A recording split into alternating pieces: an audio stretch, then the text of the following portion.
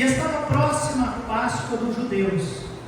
E Jesus subiu a Jerusalém, e achou no templo os que vendiam bois e ovelhas e pombos, e os cambistas assentados.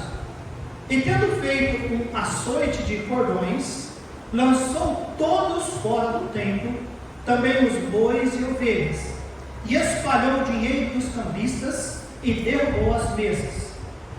E disse aos que vendiam pombos: tirai daqui estes, e não façais da casa de meu pai casa de venda. E os seus discípulos lembraram-se do que está escrito: o zelo da tua casa me devorou. Oremos.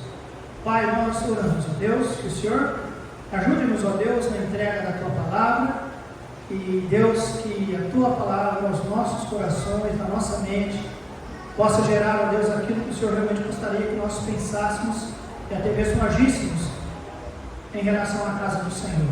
Obrigado por este momento, por esse tempo de instrução que nós temos na tua bendita palavra. Oramos por cada um destes que aqui estão, em nome de Jesus, amém.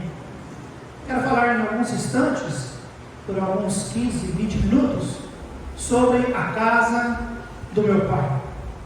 No versículo 13, quando inicia-se este versículo, diz: e estava próxima a Páscoa.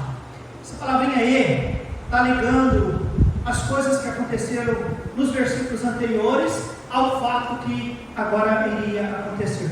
O que aconteceu antes, pastor? Aconteceu o batismo do Senhor Jesus.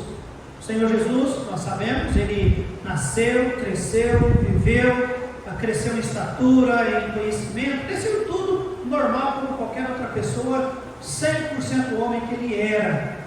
Só que aos 30 anos de idade, por volta dos 30 anos de idade, o Senhor Jesus Cristo foi batizado. E ali realmente Deus iniciou o seu ministério de Jesus Cristo, o ministério do Senhor Jesus, após o batismo. E João ainda narra não apenas o batismo, ali antes deste texto que nós lemos, narra o primeiro milagre do Senhor Jesus, realmente comprovando que as coisas começaram a acontecer após o batismo.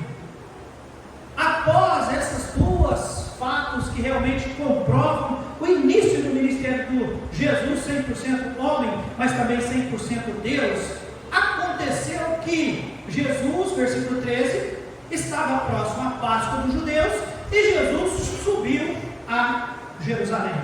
A Páscoa, irmãos, era a maior das festas judaicas que existiam. Ela foi estabelecida lá em Êxodo capítulo 12, de versículo 1 a 14. E Jesus, amados, já estivera nessa festa em outras ocasiões. Lá em Lucas 2,41 nos diz: ora, todos os anos iam seus pais a Jerusalém na festa da Páscoa. Então guarde isso: todos os anos, desde quando Jesus nasceu até os 30 anos de idade, os pais de Jesus, no caso a mãe de Jesus e também José, levavam Jesus à Páscoa. Inclusive, os irmãos lembram daquele texto que diz, até em Lucas mesmo 2, que Jesus, estando lá, começou a conversar com os homens, os doutores, e os pais desceram, saíram, foram embora e esqueceram o menino. Vocês se lembram dessa passagem? Pois é, então, todos os anos Jesus ia na festa da Páscoa com seus pais. Guarde isso. Porém, agora ele inicia o seu ministério. Agora ele é Senhor Jesus, 100% homem, que participou das festas judaicas com seus pais, porém agora ele vai como Jesus Deus. E ele vai fazer algo, irmãos, que eu imagino que durante todos os outros 30 anos ele tinha vontade de fazer. Ou seja, ele notava um grande desrespeito para com a casa de Deus, a casa do Pai. E agora, antes ele não o fez, mas agora ele o faz, e ele ensina para nós. E nessa manhã eu quero falar sobre a casa do Pai. Versículo 14, irmãos, a Bíblia diz: e achou no templo os que vendiam bois e ovelhas e pombos e os cambistas assentados. Amados, não era problema ter pessoas em Jerusalém vendendo bois, as ovelhas, os pombos, não era problema. Lembra? As pessoas vinham na festa e eles costumavam oferecer oferendas. Não tem como alguém lá do norte amarrar uma ovelha, porque na época não tinha caminhão, transporte, e vir arrastando aquela ovelha por cerca de vários quilômetros até chegar em Jerusalém e oferecer. Então não estava errado ter em Jerusalém alguém que fizesse isso. Não estava errado. Agora, estava errado fazer o que faziam dentro do templo. E segundo, não só estava errado fazer o que fazia dentro do templo, as pessoas que eram responsáveis pelo templo e as pessoas que participavam no templo, errado estava eles aceitarem o que estava sendo feito. Vai guardando essas informações. Jesus, por 30 anos, vendo e percebendo aquilo. Pessoas fazendo da casa de Deus um comércio. Pessoas aceitando que a casa de Deus realmente fosse profanada. E Jesus, como ele 100% Deus, ele assume isso, ele realmente vai fazer algo. Versículo 15 e 16, irmãos, Jesus mostra que vai dar um basta nisso. A palavra de Deus nos diz 15: e tendo feito uma açoite de cordões, sabe o que isso significa? É um chicote. Ele fez um chicote, lançou todos fora do templo, também os bois e ovelhas, e espalhou o dinheiro dos cambistas e derrubou as mesas. Dá para entender Jesus fazendo isso? Pegando a mesa, sendo o pastor Alexandre, às vezes impulsivo em atitudes. Talvez seja você também, ou talvez se você é perfeito, não. Mas Jesus, ele faz um chicote. E amados, o texto não fala, né? Fala que com açoites lançou-os fora. Eu imagino que ele estava pronto a dar chicotada em quem tentasse ser rebelde às suas orientações. E ele espalhou dinheiro, irmãos. E ele derrubou as mesas. Versículo 16: e disse aos que vendiam pombos: tirai daqui estes, e não façais da casa de meu pai. É daqui que eu tiro o título: casa de meu pai, casa de venda. Amado, Jesus deixou bem claro de quem era a casa. Era a casa do pai. Não era a casa deles, eles poderiam frequentá-la, mas era a casa do pai. E o versículo 17, irmãos, nos diz: o zelo da casa do pai, a casa do Senhor, me devorou. Lá em Mateus 21:12, irmãos, o Senhor Jesus, numa outra situação, até porque parece que eles não aprenderam, já lá em Mateus 21:12, não narra que era a festa da Páscoa, não era. Era um outro momento. Jesus chegou em Jerusalém, e o que é que ele encontra? Pessoas fazendo exatamente isso que estes estavam fazendo nesse dia. E aí Jesus também fica bravo e diz: não faça da casa do meu pai, que é a casa de oração, um covil de ladrões, e chamam eles de ladrões. Muito bem, irmãos, então nesta manhã nós vamos falar algumas coisas sobre o erro deste povo em desprezar a casa do pai. Israel, primeiro, fracassou em não se lembrar que ali era a casa do Senhor. Aliás, sequer eles se lembravam do Senhor. Irmãos, Israel esqueceu da escravidão que eles viveram. Lembra, o texto que nós falamos diz que na próxima Páscoa dos judeus era uma festa importantíssima que trazia a lembrança do povo de Israel que o Senhor livrou o povo da aflição. Lá em Êxodo capítulo 3, versículo 7 nos diz: e disse o Senhor: tenho visto atentamente a aflição do meu povo. Deus viu a aflição do povo, resolveu libertar o povo, e aquela libertação, irmãos, para o povo deveria nunca passar da mente deles. Não era apenas uma festa onde nós temos a oportunidade de ganhar dinheiro. É uma festa religiosa onde nós lembramos de que Deus se lembrou de nós e livrou-nos da nossa aflição. Mas não era isso que eles estavam pensando. Eles estavam pensando em que, irmãos? Lucro. Até mesmo em roubar, porque Jesus, lá em Mateus 13, estão fazendo a casa do meu pai covil de ladrões. Esqueceram que Deus os havia livrado da aflição. Igreja, nunca se esqueça Não faça deste lugar, não faça do que estamos fazendo nessa manhã uma coisa comum. Quando chegarmos na casa de Deus, primeiro, pense, eu estou na casa do meu Pai, daquele que me livrou da minha maior aflição, que era o inferno. Eu ia morrer, eu ia para o inferno, mas Jesus Cristo entrou na minha vida e transformou e deu a minha salvação. Amém, igreja? Não esqueça isso. Por isso que eu sempre digo, cuidado com religiosidade, cuidado com acostumar em ir à igreja, cuidado em acostumar com o culto. Não, cultuar a Deus, estar na casa do Pai, é lembrar de quem é o nosso Pai. E quem é o nosso Pai? O que nos livrou de tudo aquilo que é o mal. Amém, irmãos? Guarde isso no seu coração, porque pode ser que cheguemos ao momento que façamos exatamente como aqueles. Talvez não montar comércios aqui para faturar, porque enquanto eu sendo pastor isso nunca aconteceria, mas pode ser que nós venhamos a profanar o nosso Deus de forma diferente. Tá bem, amados? Fazendo do culto um momento diferente daquilo que Deus gostaria que fosse. Esqueceram da escravidão que tiveram, esqueceram do poder de Deus, porque Deus os livrou com um grande poder. Amém, amados? Esqueceram do poder de Deus. E nunca se esqueça do poder de Deus, amados. Esqueceram da libertação que Deus deu para eles. Em Êxodo 14:8 nos diz: porém os filhos de Israel sairão com alta mão. Ou seja, eu vou passar, o anjo do Senhor. Os irmãos lembram a história da Páscoa, né? Os amados tinham que pegar aquele animal, sacrificar, pegar o sangue, passar nos umbrais da porta, e o anjo do Senhor ia passar, e quando o anjo passasse e visse o sangue nos umbrais da porta, ele não mataria os primogênitos daquela casa. Lembra-se disso? Quem foi avisado disso? O povo de Israel. Então a festa da Páscoa era para lembrar no dia que Deus teve misericórdia do povo de Israel e não feriu ninguém do povo de Israel. Amém, igreja? Mas estes que aqui estão apenas interessados em dinheiro. Amados, guarde isso no seu coração. Igrejas hoje têm se transformado no mercado de fé. Você sabia disso? Infelizmente, onde os pastores, os líderes querem vender ou querem de alguma maneira tirar proveito da religião. Isso é um perigo gravíssimo. Primeiro, Israel fracassou porque não se lembrou do Senhor. Segundo, Israel fracassou porque, infelizmente, irmãos, eles não respeitaram o Senhor.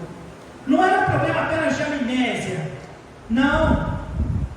Por esquecer-se do Senhor, agora eles não têm respeito algum pela casa do Senhor. Trouxeram para dentro da casa do Senhor o que era para ser feito lá fora. E eu repito, era legítimo poder fazer lá fora. Agora, que fica para nós, irmãos, que não é tudo que se faz lá fora, pode se fazer aqui dentro da casa do Senhor. Os irmãos poderiam dizer amém? Amém. Da casa do Senhor é diferente. Tem que ter um respeito diferente. Tem que ter uma atmosfera diferente. Amém, amados? E quem é responsável por isso? O pastor. Ele tem que estar sorrindo, ele tem que ser legal, ele tem que fazer de tudo para que tenhamos o culto. Não, amados, todos nós somos responsáveis pelo culto ao Senhor. Amém, amados? E se tem algo que nós não podemos fazer na casa do Senhor, é trazer as coisas do mundo para dentro da casa do Senhor. As coisas do mundo se faz lá fora. Lá fora. Tem que haver a ideia de respeito. Amém, amados? Amém. Tem que haver. Tem que haver. Tem que haver. Respeito na música. Respeito no vestir. Respeito no relacionamento. Tem que entender que é a casa do Senhor. Amém, igreja? É um lugar diferente. O hospital é um jeito, o fora é outro jeito, a escola é outro jeito, a sua casa é diferente. Eu lá dentro da minha casa é calção sem camisa. Quer ficar escandalizado? Fique. Eu uso short, sem camisa, estou com a minha família, nos dias são quentes, não estou nem aí. Não estou desrespeitando minha esposa, não estou com a minha filha. Se chega alguém, eu já corro no quarto. E eu já me troco rapidinho. Na casa de Deus, nem pensar usar o que eu uso na minha casa. Os irmãos estão entendendo? É a casa do Senhor, irmãos. Eu só poder sobre a casa do Senhor, tá bem, amados? Não é mensagem de repreensão, é mensagem de instrução, amém, igreja? Eu não vejo problema, graças a Deus, no nosso meio, no nosso culto, não tem aqui venda de coisas que tem que ser feito lá fora, graças a Deus pelo respeito dos irmãos à casa do Senhor, amém, amados? Louvado seja Deus pela tua vida. Aprenderam. Alguns pastores disseram: pastor, como é que o senhor lida com certas questões? E eu falei: irmão, sinceramente eu dou graças a Deus. Eu não preciso ficar brigando com a igreja sobre questão de que alguns imaginam que é um grande tabu e problema lá fora. Não, graças a Deus, o povo já pegou o jeitão da coisa, e os que já vão chegando vão pegando o jeitão também. Mas se for necessário, se a coisa saiu do controle, de repente temos que tratar. Mas graças a Deus tem tido respeito na casa de Deus. Amém, irmãos? E é assim mesmo que tem que ser. Amém, amados? Mas eles trouxeram para dentro o que deveria ser feito lá fora. E aí está errado. Não respeitavam e ainda banalizavam o que era sagrado. Lá em Malaquias, capítulo 1, versículo 8, nos diz: porque quando ofereceis animais cegos para o sacrifício, isso não é mal. Isso não é mal, desculpa. E quando ofereceis o coxo ou o enfermo, isso não é mal. Irmão, o profeta Malaquias escreveu cerca de 400 anos antes deste momento. E por 400 anos, irmãos, houve como que um silêncio. E a humanidade não melhorou, não. Religiosidade foram continuadas sendo construídas. E eu imagino que neste momento a coisa estava totalmente banalizada. Porque já 400 anos atrás o povo já oferecia, irmãos, animais cegos, coxos e enfermos. Eu fico imaginando, não havia critério algum para poder vender qualquer um desses animais na casa de Deus. Então, amados, eles não respeitavam. E ainda eram ladrões, porque lá em Mateus 21:13 nos diz: vocês estão fazendo da casa do meu pai covil de ladrões. Os irmãos entenderam? Então guarde isso no seu coração. Primeiro, nós vimos: Israel fracassou em não se lembrar do Senhor, fracassou em não respeitar o Senhor. Terceiro e último lugar, eles fracassaram, irmãos, em não se arrepender. Eles fizeram da casa do Senhor um lugar comercial. E amados, a casa de Deus era e é um lugar de adoração e não de comércio. Amém, irmãos? Sempre foi, é e sempre continuará sendo um lugar de adoração. Não importa se é fácil hoje detectar uma igreja que porventura esteja fora disso. Se o púlpito virou um balcão de negócio, se a casa realmente virou um mercado de fé, sai fora. Não é a casa do Senhor. Ou talvez tira fora os que estão fazendo isso. Nós sabemos, irmãos, que os dízimos, que as ofertas, essas são legítimas. Promessa pela fé, nós temos aprendido e nós temos praticado e temos visto. Isso é legítimo, abençoa vidas, abençoa missões. Às vezes, em momento de construção, é necessário, a gente desafia a igreja, mas nós nunca falamos, irmãos, faça para Deus te favorecer. Embora Deus nos favorece, mas nunca é um negócio. Os irmãos é prova disso ou não, amados? Mas não devemos fazer na casa de Deus um balcão de negócios. Amém, amados? O que é a casa de Deus é um lugar de adoração. A casa de Deus é, Jesus diz, casa de oração. Amém, irmãos? Era, é e deve continuar sendo. Não é um lugar de lucro pessoal. Não, é casa de oração. É casa, irmãos, lugar de sacrifício, de trabalho. Eles iam à casa do Senhor para sacrificar. Hoje, graças a Deus, nós não precisamos arrastar animal, nós não precisamos sacrificar sangue no altar, aqui derramando todas aquelas coisas. Irmãos, tudo aquilo, eu entendo, era algo estranho. Você não entende que era estranho? Eu não gosto de ver matar um animal, irmãos. Eu não gosto. Mas era legítimo. Cortava, o sangue jorrava, e pegava aquele sangue e colocava no altar, e aquilo tinha que cair, derramar e colocar fogo. Irmãos, já imaginou as criancinhas vendo uma situação dessa? Agora hoje as criancinhas sentam e ouvem a mensagem, porque a mensagem diz que o nosso sacrifício é apresentarmos a Deus como um sacrifício vivo, santo e agradável ao Senhor. É apenas entregar nossas vidas. Amém, amados? Entregar nossas vidas. Como aquele índio que, quando entendeu a mensagem do Senhor, e entendeu que Cristo havia oferecido a vida dele por ele, ele correu lá e ele pegou um potezinho que ele tinha, que era muito especial, era de ancestrais, e ele veio e entregou para o missionário. Missionário, eu quero dar isso pela minha salvação.